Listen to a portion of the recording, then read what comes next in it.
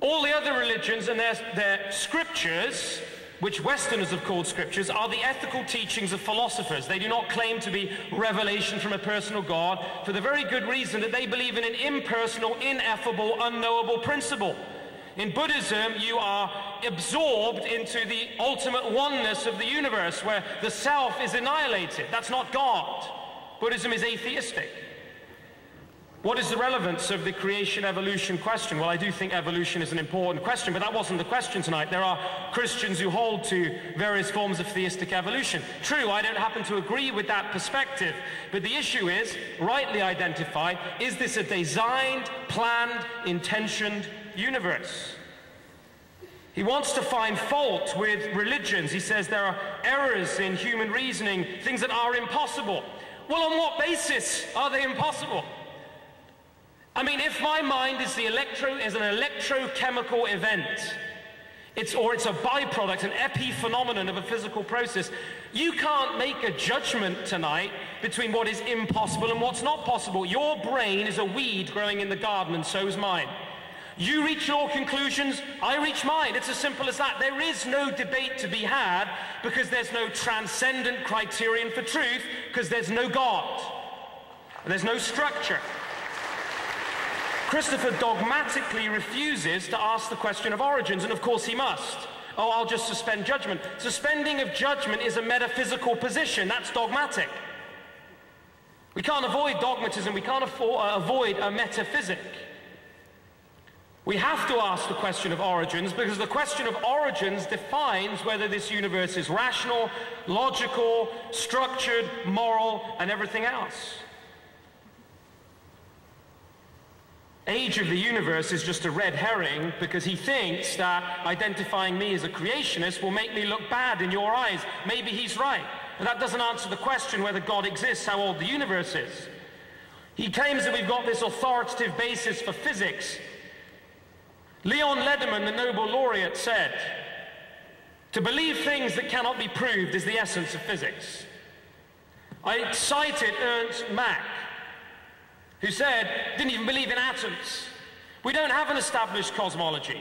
If you read New Scientist just a few years ago, you could have read an article called Bucking the Big Bang. Scientists all over the world offering different models for the universe. He says we agree about morality and goodness. Well, we do. On many issues, we might say, well, this is good, or this, we don't believe in abusing children or murder. But I've got a basis for believing that. It's God and the Ten Commandments. Christopher doesn't. It's a preference. It's a personal taste issue. Maybe if he has a bad experience in a year's time, he may change his mind on some of those ethical parameters. How do we ground goodness? Is evil and good objective realities? Is this definitely wrong and this definitely right? Or not?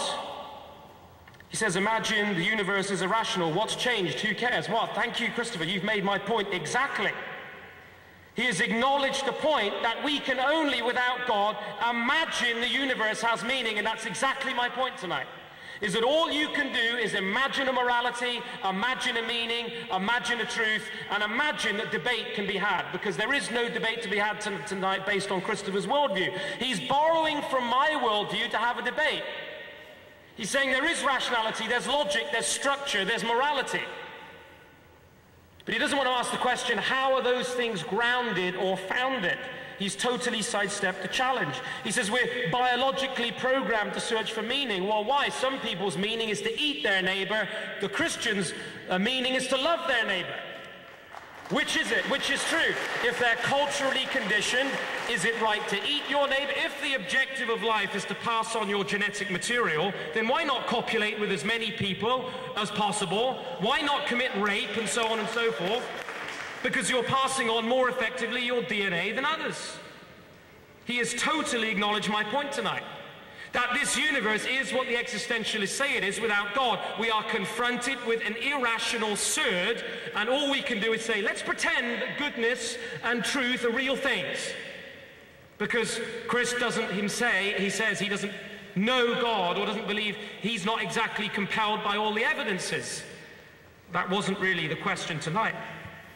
This is pure subjectivism and pure relativism. He says, I can't say for sure that God exists. I'm saying that tonight I can only have this debate or say anything rational if God does exist. That's the choice. This is either sound and fury signifying nothing, as Shakespeare put it, or God exists and this is a rational discussion where you can judge the valid from the invalid. Darwin himself acknowledged, how can we possibly trust our minds if we've arisen simply through blind chemical processes? He says, Occam's razor asks, which is the simplest? Well, I'll ask you, what's the simplest? That something came from nothing? That molecules and atoms arranged themselves into this design, this unity and diversity, this order and this structure? He says there's contradictions in the Bible, war and peace, the greater one and the lesser one. I can't even go into all of those, so I can't possibly deal with that in 10 minutes. I'm happy to host another debate here and deal with all of those texts. Moses did command through the voice of God, you shall not kill. That is, you shall not murder. You can only take life on the basis of God's commandment. And in the Mosaic law, that included the execution of murderers. It wasn't a blanket statement. God, as the creator, sustainer, and governor of all things, has the right to judge people. And in those texts that were referred to, God was judging a people called the Canaanites, who were child-sacrificing pagans, and God waited 400 years while the children of Israel were in Egypt. And he says, my patience has now run out, and when the people went into the promised land, they dealt with those pagan nations as a basis of God's justice.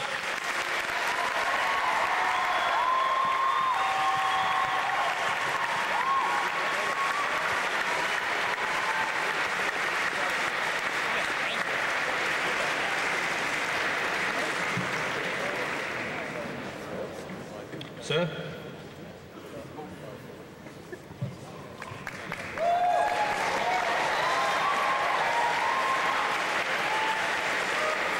Thank you. Michael, a pompous fool says what?